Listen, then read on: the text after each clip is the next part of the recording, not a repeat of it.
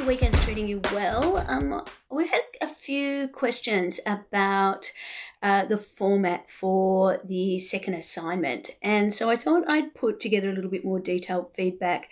I can't help myself, and partly because I'm using material that I have prepared and presented many times in a number of different contexts. But what I want to do is talk specifically about the position paper, but generally about writing as a lawyer. And, thank you for your patience, because it is something that I am quite passionate about, and I know that the graders are too. The very first piece of advice that I need to give you is that there's ultimately no one right or wrong way to organise your writing. Whether you're preparing a memorandum of advice or a position paper, and let's face it, a position paper is effectively a more limited form of memorandum of advice. It's a form of document that is going to your employer in this case, and a position paper tends to reflect your particular position on something, hence the name. This kind of writing is used a lot in policy work, but effectively it's a form of memorandum of advice, and advice that wouldn't necessarily go to a client at the end of the day, but it's basically something that will go to your boss, to the partnership, or to the directors of the company to make a decision about whether or not to buy something. And so really it's solving a different kind of problem from your traditional piece of legal writing, but it's an important decision that needs to be made. So it's something that you need to think about. And the same general rules apply when you're structuring any piece of writing. First question you have to ask yourself is, what is the purpose? What do I want to do here? And ultimately, by now, you should have completed your research. You should be in a position where you have a pretty strong point of view. And so the purpose of this writing is to convey your point of view, to either convince your firm or your employer to purchase something, or to convince them not to, and to set out the reasons for doing so. The other parts of the other elements of the structure that you need to think about is, who are you writing to and what do they need?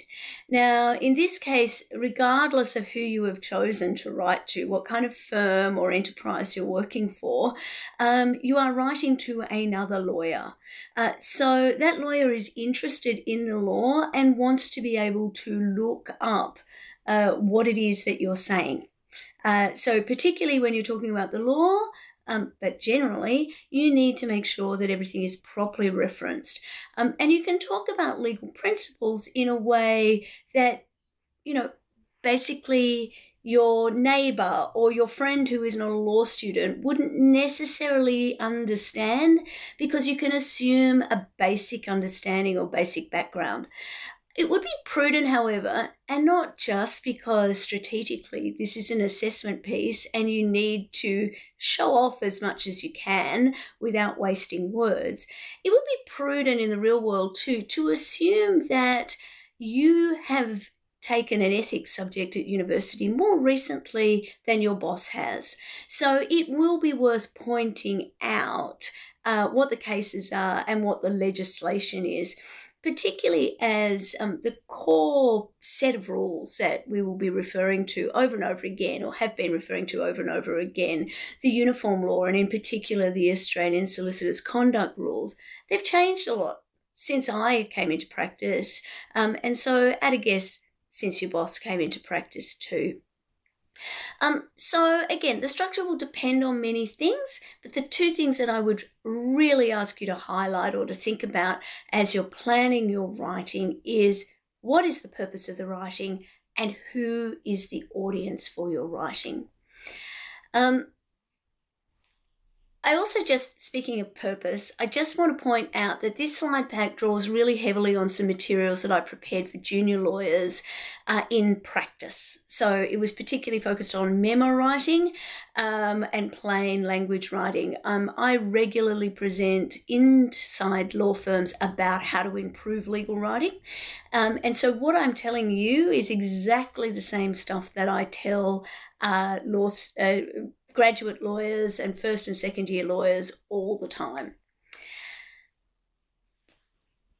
Before we get started, I strongly recommend that before you put pen to paper, that you already have a good idea, ideally an absolute idea of what it is that you are going to say.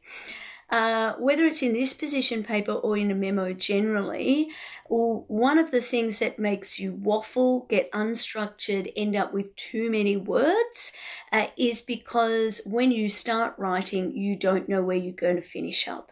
Now, that might be great if you are a non-fiction author. Many people approach writing that way, but in any kind of business writing, and particularly in legal writing, knowing what you're going to say before you start writing can really help. On the screen here, I've got a little kind of infographic or GIF that I've made, really just trying to show you one of the ways that I approach problem solving generally. It can be really helpful to use the back of your door or a wall in your house or a cupboard door, something like that, and just get out your post-it notes. Color code them. On this particular little infographic, I've used yellow for facts and assumptions. I've used pink for the issues. I've used green for the rules. And so as I'm going through and I'm matching, okay, well, what are the facts? What are the scenario that I'm dealing with? I'm lining them up in order chronologically. I'm then identifying, well, what are the issues that relate to them? And what are the relevant rules? Sorting it out that way does a number of things. Number one, it makes sure that all of the things that I'm telling you are actually relevant to the issues we're discussing. Now, as you're exploring this particular question, you might learn all sorts of interesting things about the features and benefits of the software that you're dealing with. But if those features and benefits aren't particularly relevant or useful to the context that you're delivering it in, then it's just interesting stuff. It's not really digging into the issues that you need to explore. Secondly, and particularly when you're writing memorandum of advice generally, if you haven't been able to identify a piece of law that is relevant to an issue, then it's probably not a legal issue at all. And you need to differentiate between legal issues and other issues. Now, in this particular position paper, it's perfectly reasonable for you to identify issues that might not be particularly legal issues. Having said that, have a good look at the question and think about the focus. So it may well be relevant to talk about the change management issues or the concerns that you have about the adoption of the technology or the training for use of the technology or any of the other kinds of issues that we've discussed along the way. But the focus needs to be on the ethical issues.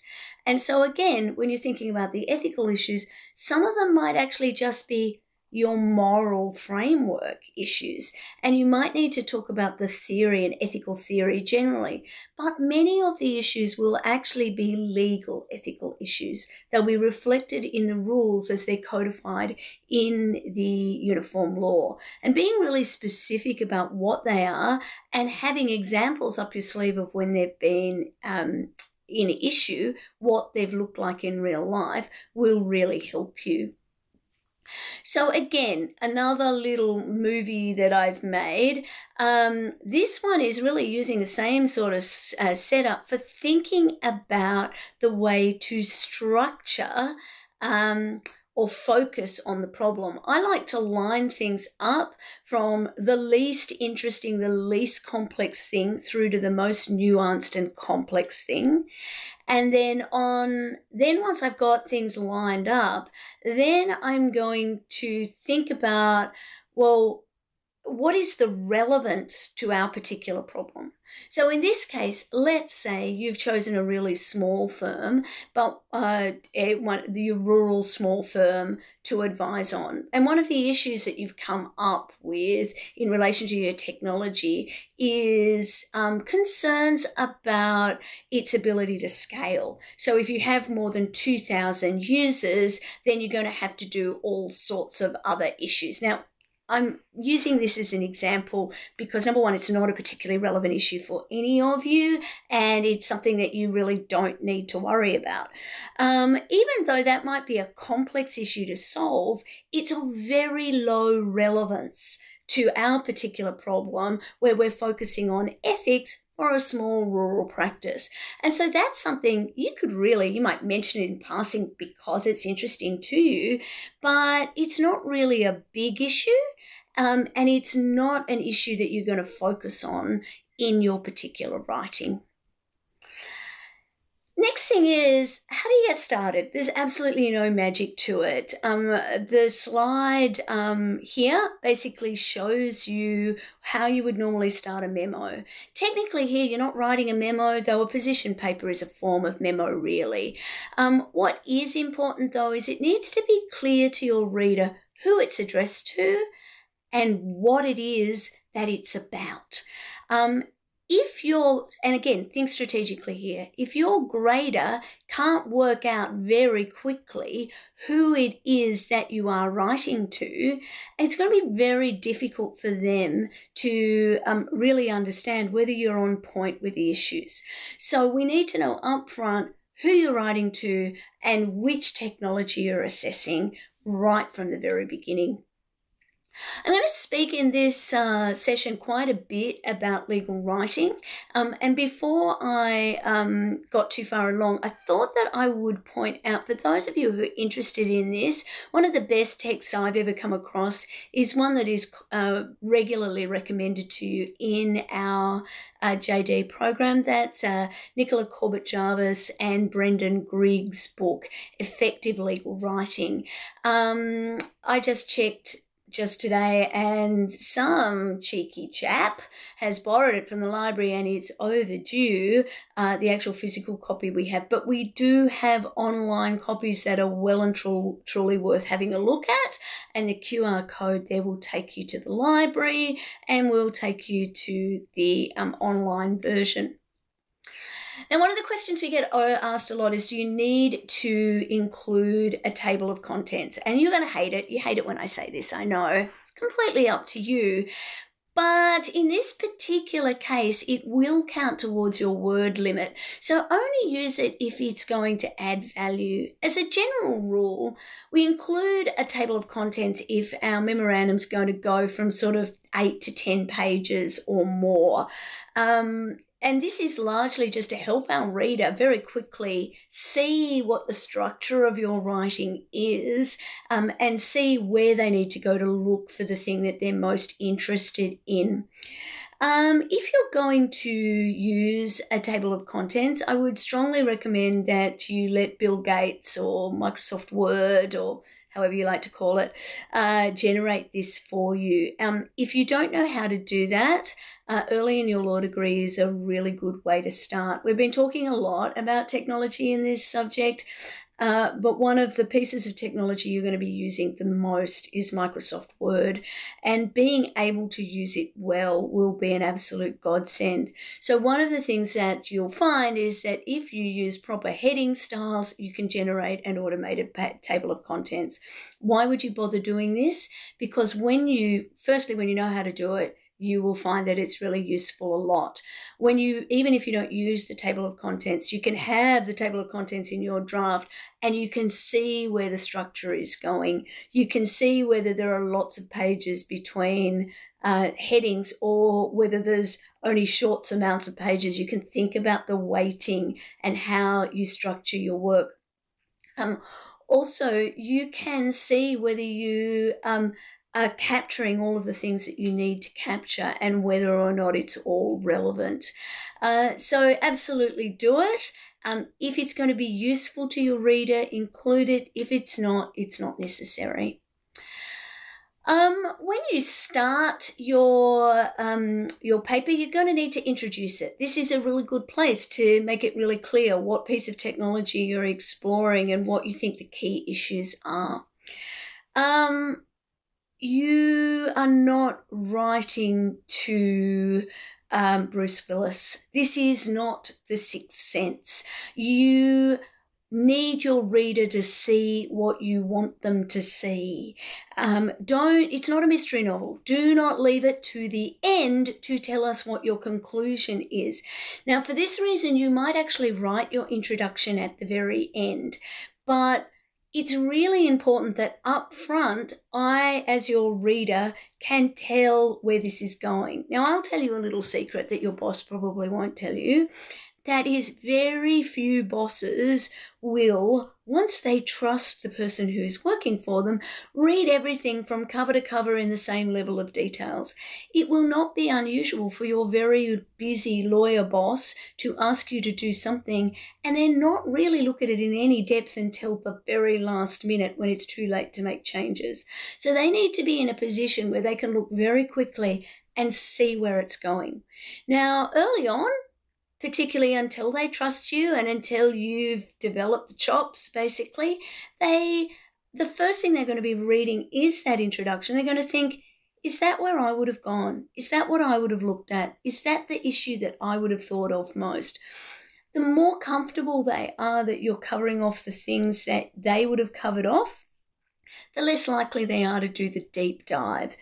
Now, we all know supervision is one of the most important of our duties as lawyers. So those of us with full practicing certificates need to supervise clearly.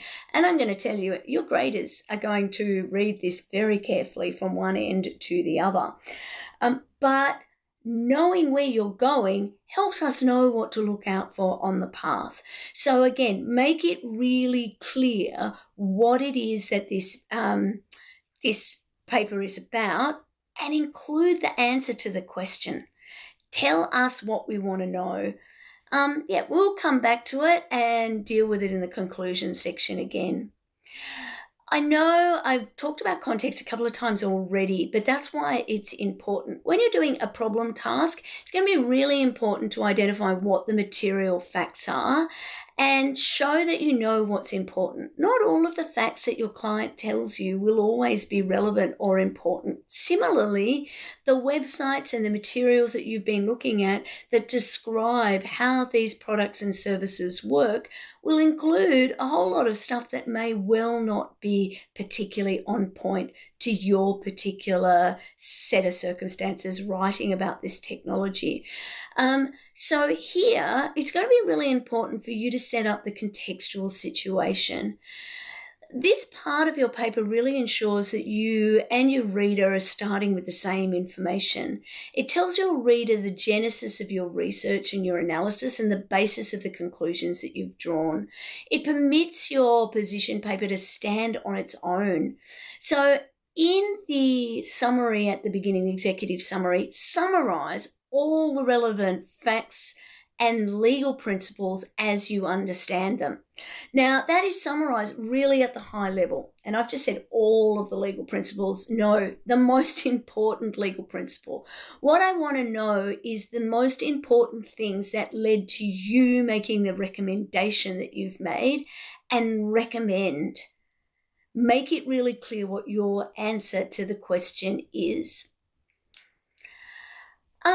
It is quite likely that you're going to need to make some assumptions along the way. You're going to make some assumptions about the law firm that you're working for or the legal department that you are in because clearly you're not in there in real life.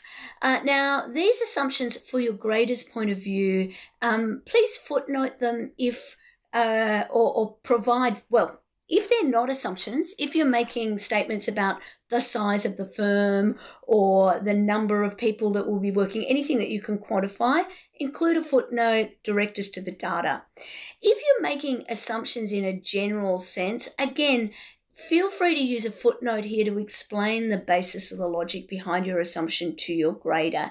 Now, that's not something that you would ordinarily include in something to your actual boss because you would be in a position where you know where you work. You're not making it up. It's not a fiction for the purposes of an assignment. But here, let's face facts. It is a fiction. It is for the purposes of an assignment. So if you have to make assumptions, make sure they're logical. Like if you're talking about a mid-size or small firm in a rural setting, then please make sure that you're not talking about something that has 5,000 legal staff. There is no firm of that size. Base your assumptions on a smattering of different websites you've looked at, or adopt a firm, as was suggested in the process, and tell us who they are. Now, I've given permission to a number of people to use specific companies or firms. Put a little footnote in there and tell your grader that I've done that, just to make sure that they know and that they're not concerned about what's going on. Also, think about what the consequences of any assumptions are. Less relevant in something like this, but if you're making an assumption, say here that there will be significant changes in the cost and speed of AI technologies over the next 5 years. Think about that, what that means for the decision and the recommendations that you are making.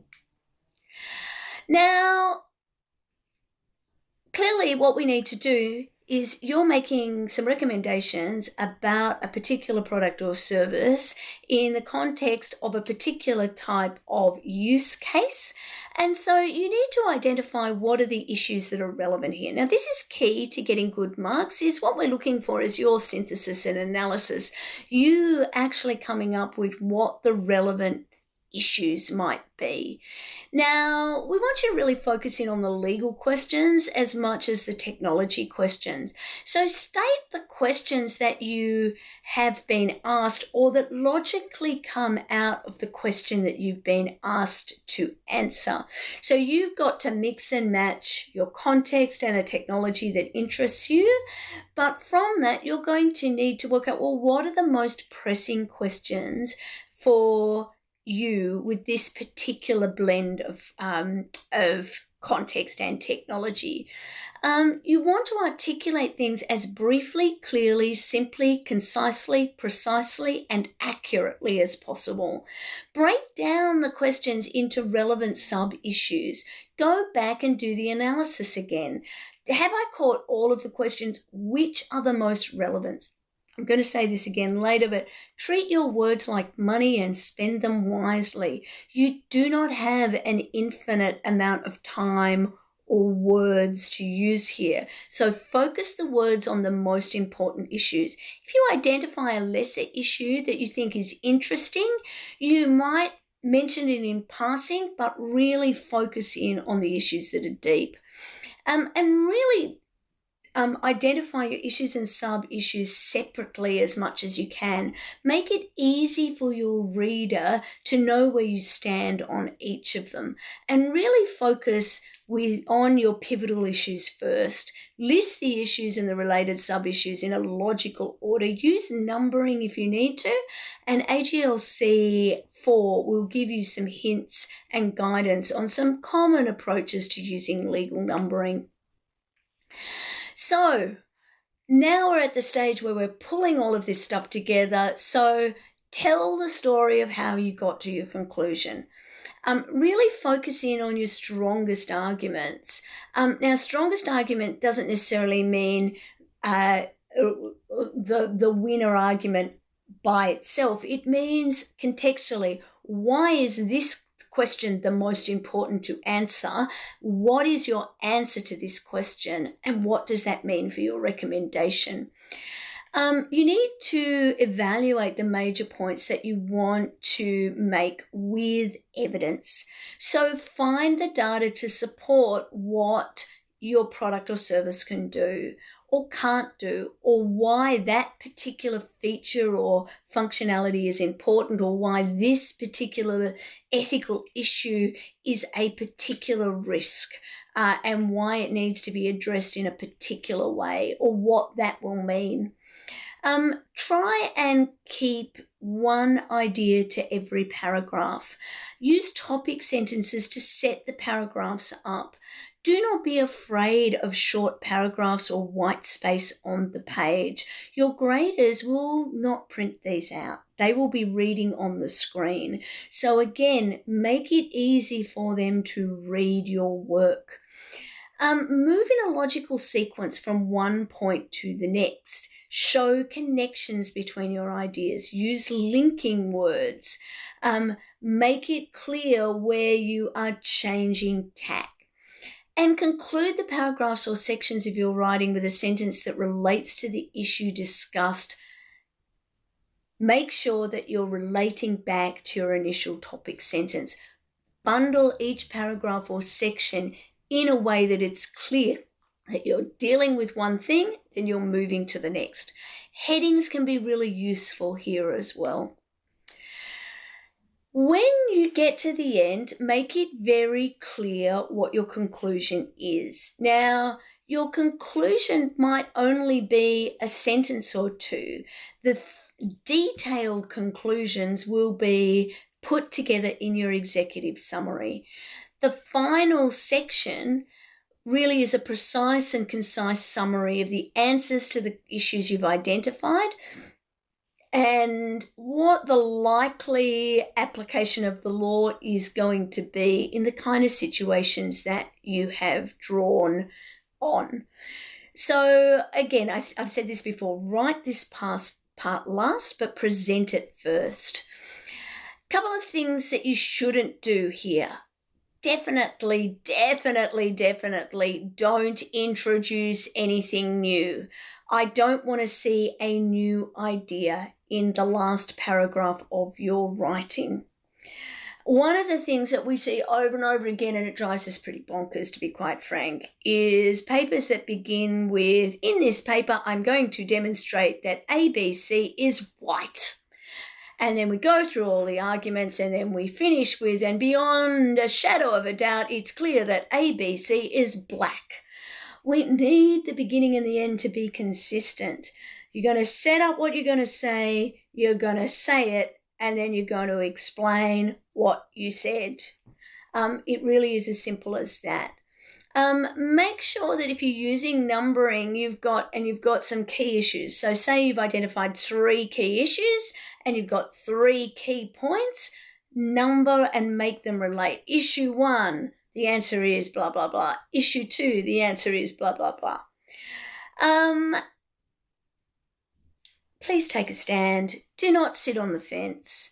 Your boss has better things to do than wonder what your answer is. Be clear. I'm recommending we go ahead. I'm recommending that we don't go ahead. I'm recommending that we explore X and Y, but not Z. Take a stand. It really matters. Your conclusion will be brief. It should summarize your main arguments. It should state clearly what your conclusion is. Again, do not introduce any new arguments and make sure that it is logically consistent with what you've said so far. You are going to need to refer to legislation here. Set it out verbatim if it is critical to your conclusion.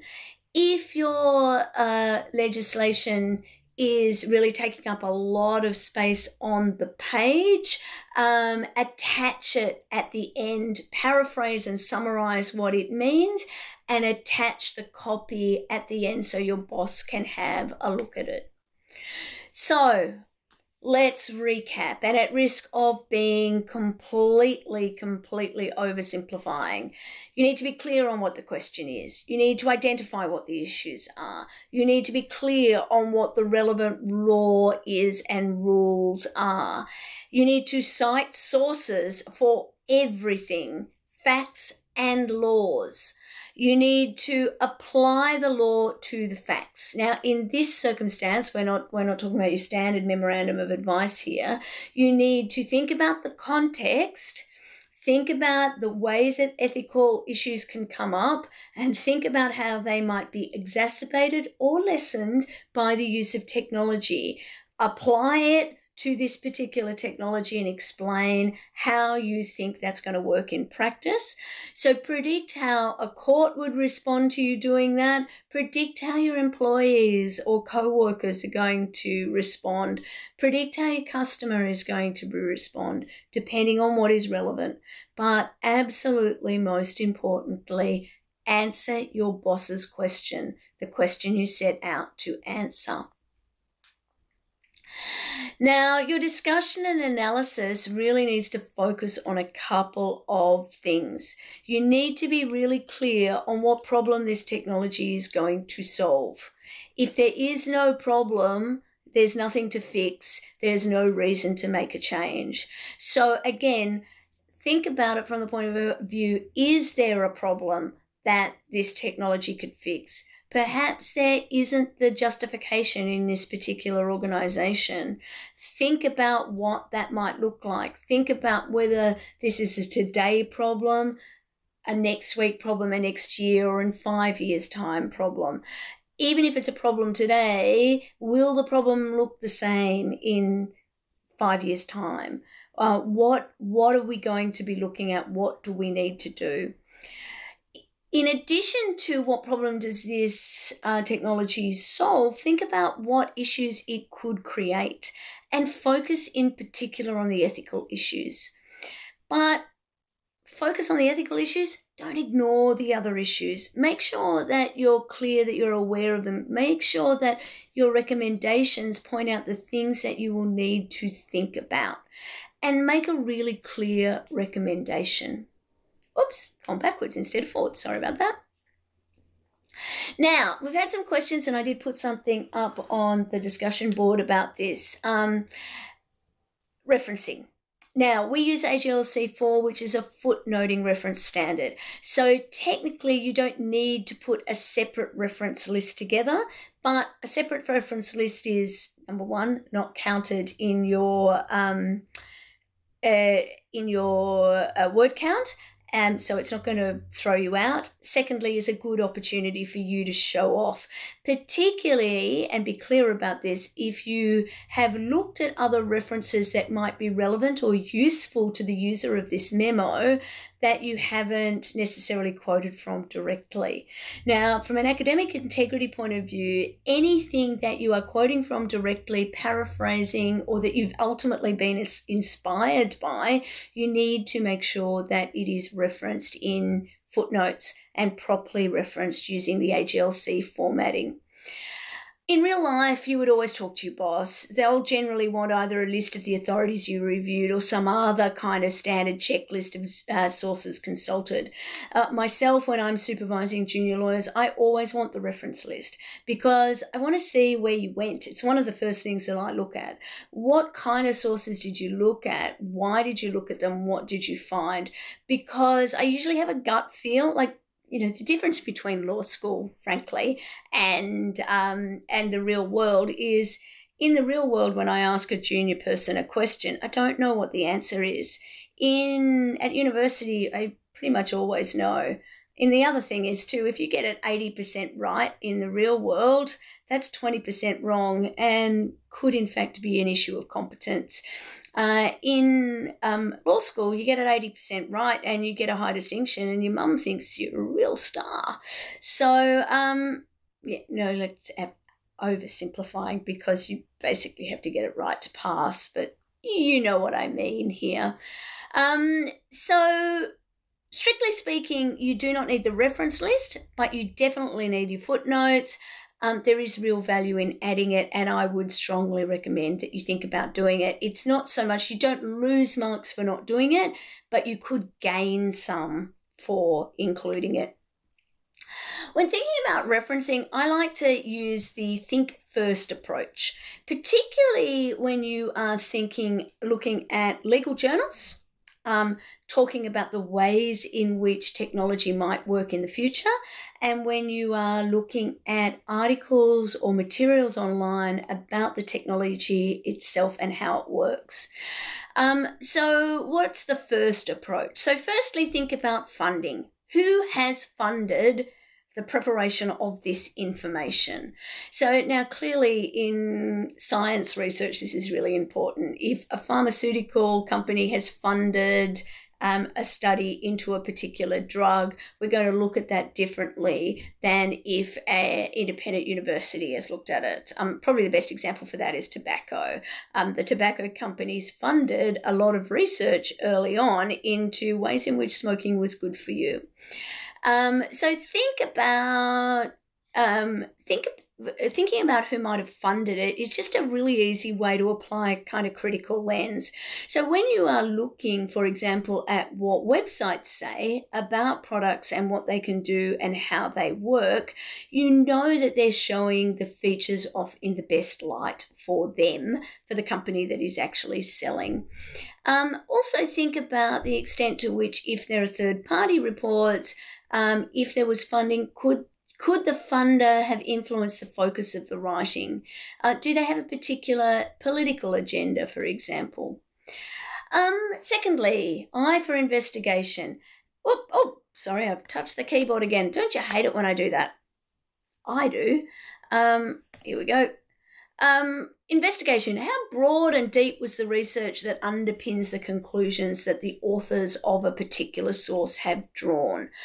With the academic material, you get to see that. Again, another good reason for including a reference list. Look at the way results are presented. Are they presented objectively? Particularly if you're looking at the products or services that you might see on websites, they might have graphs.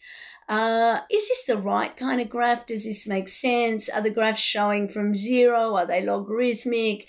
Now, again, I don't want you to get too caught up in this, but just look at things objectively and think, is this presenting this information in the best light or for the vendor of this product or service, or is it opening myself up here to some sort of opportunity to be constructive in my criticism here? Is it clear where something might be not appropriate, or where there might be risks? Subjects. Now, here I would think of subjects. Now, in general research, we're thinking about, well, who's the subject of the research? Have they gone broad? One of the things you might have heard recently, there's been quite a lot of discussion about the ways that it's quite rare for pharmaceutical companies to use women in their testing, basically because women have periods and they think that might throw the results. And so a lot of drugs are only tested on men. Just half the population misses out. Seems a bit weird to me. But here, when we're talking about this particular, the particular products and services that you're looking at, look at what they talk about the end users. Think about, are they looking, have you got information about older users, people who aren't good with technology, people who are good with technology, people who have been in practice for a very long time, new practitioners? Think about the breadth and depth of the types of people that they've explored these technologies with. And then the last one is time. How long ago was this material put together? Is it as relevant as it was at that time? How long before it was published was the research itself done? If we think about Moore's law and the, roughly every 2 years doubling in processing speed and halving in processing cost, 4 years in the life of a particular type of technology can be a long time, and it might be worth doing a little bit more research to find out what new things have happened since. This little map, and as always, those of you who are sitting and listening to this somewhere else and not seeing it on screen, the slides will be available. But this is my kind of decision tree for thinking about, do I need to include a reference? Firstly, ask yourself, is it a statement of fact? If it is not, I would ask myself, should it be, or should I have a statement of fact supporting this? But okay, it's not a statement of fact. Is it an opinion? If it isn't an opinion and the answer is it your own opinion, then question whether you should cite someone who agrees with you, or for extra bonus points to show that you've done the critical analysis, can you cite somebody who disagrees with you and tell us why you don't agree with them? That is absolutely brilliant. But if it is somebody else's opinion, then I would cite them. So cite the someone else's in each case. If it's a statement of fact or a statement of what the law is, so here we're talking about a statute, give me the number. a rule or a regulation. Give me the number down to the subclause if you need to. Does it refer to a judgment? Yes, great. Give me the best authority that you can give me for it and give me a pinpoint. Cite it. And again, when we think about this, the primary source is always the best. So the closer it is to the to the coalface, the better. So I've told you about a case in one of the lectures. Don't cite me. Go to the case. Check for yourself. And then, if you can, identify the relevant paragraph. Make it easy for your reader to check you.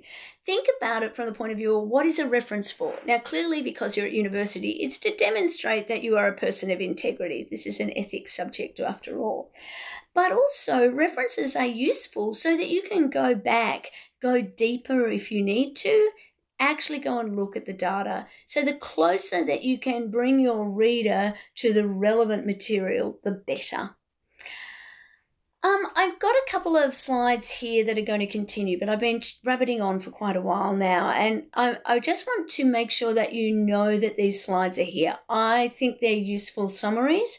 I'm not going to go through them in detail. I referred really early in this lecture in the knowledge that most of you peter out before you get halfway through to the really excellent Effective Legal Writing book that is helpful. When you think about writing, one of the things that we see can be problematic from time to time is choosing the wrong tense and also thinking about word choices. So have a look at the rules that I've highlighted on this slide for thinking about the tenses, thinking about making good choices about words. One of the things I just really want to highlight, as I said before, this is a presentation that's been used many times for actual lawyers, where it is really important for ethical reasons as much as anything else, if you don't know something, to say that you don't know or that you haven't had time to inquire.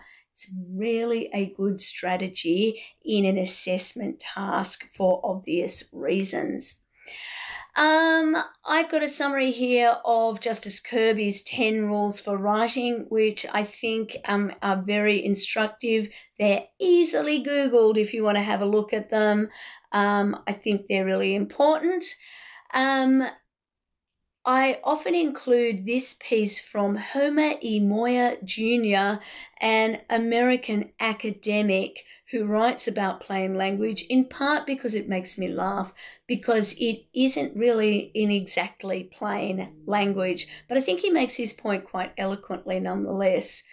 Avoid legalisms. Latin phrases, abbreviations, and other legalisms are the badges of legal writing. However, they are commonly redundant, usually pretentious, and invariably unnecessary. When legalisms punctuate a paragraph, readability suffers.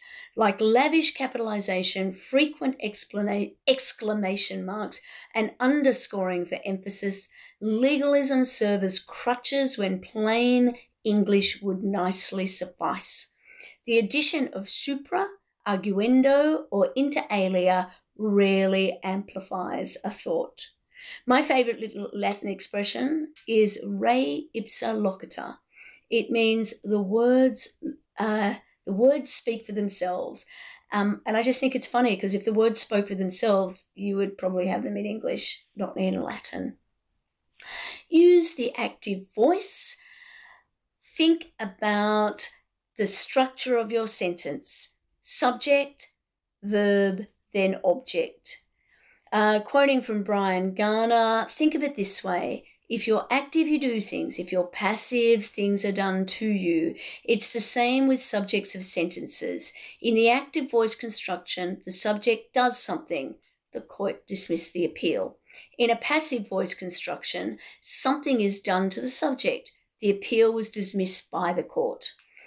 When wondering as you're writing, am I starting this sentence in the passive voice?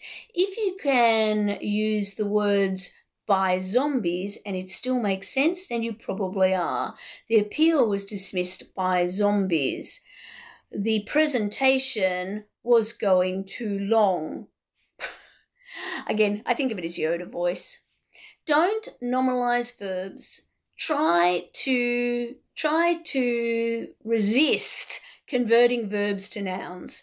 It's confusing. There are some examples on the slide. So really try and get rid of the al, ment, ant, ents, eon, ent, ace, ansi, ensi, ants, and iti suffixes. Words are like money. Spend them wisely. I think it was Bernard Shaw, and I really must check this, who once sent an apology that went something like, I apologise for writing a long letter. I didn't have time to write a short letter. A document that can convey its message in as few words, in as little space as possible, is more useful than one that rambles for many pages. If you've got something to say, get right to it. It is not a mystery novel. Inflating your sentences and paragraphs with unnecessary words or pointless filler only obfuscates what you mean to say. Yes, the irony is not lost on me. So size matters and shorter is better. Another thing to look for is, particularly when you are writing, is check for those homophones where the word sounds similar but you've got the wrong word. My particular one, we tend to speaking contract could and have to say I could have done this better, but then I see often people write could of. That is not English. Please don't do it. Also check your use of their, use of apostrophes as well. I've said this a few times, but Ruth Bader Ginsburg says it better than me. Any profession has its jargon. I can't bear it. I don't even like legal Latin. If you can say it in plain English, you should. She knew what she was doing, that lady. I've got a couple of slides here. Again, check them out with some words that you might want to simplify. So some compound expressions, I'm flicking them up, have a look. I've also got some good examples of the same, like just two paragraphs next to each other on a slide I'd like you to have a look at, comparing a plain English approach to a significantly less plain English approach. Citations, get them right, but also make sure that they don't get in the way of your writing. There's some quite detailed, wordy slides in the pack that will give you some good guidance for proofreading. We've spoken quite a bit about footnoting. Lawyers love to use footnoting. I think it happens at law school because we say to you, you don't need to count them in your word count, and you're so anxious to get most of the things that you've learned onto a piece of paper that you put it all into the footnotes as well. Many would say, particularly in a letter or an opinion, that there shouldn't be any footnotes. Legal writers tend to overuse quotations. Really try and limit your use of quotations to really making the most important points. Speaking of which, I think I've made all of the most important points and we need to get to the end. So before you finish, please make sure that you review the assessment criteria. Then proofread every single word. Sure, online tools will be helpful, but they are not enough. If you need to get somebody else to do it, a really, really good tip is to listen to it. Actually get one of those lovely AI tools that will convert text to voice. Chances are you can do it inside Word on your computer. Get Siri to read it out loud for you. Get Alexa to read your essay out loud. Listen to it. What happens, we go all Bruce Willis on these things. We see what we want to see. We read, even when we read it out loud, what we intended to write. A robot voice will read it exactly as you wrote it, including with the punctuation you included, and you will hear, because you're using a different part of your brain, where it didn't make sense. The most important thing you can do is answer the question. To make a recommendation, your recommendation should be clear. You need to answer the question. Am I being clear? Please, please, please answer the question. And for the last time, answer the question. Questions, concerns, frustrations, compliments, you know where to find me. Good luck with your papers. I know the graders are really looking forward to reading them. I can't wait to see what you come up with. Fantastic. Cheers.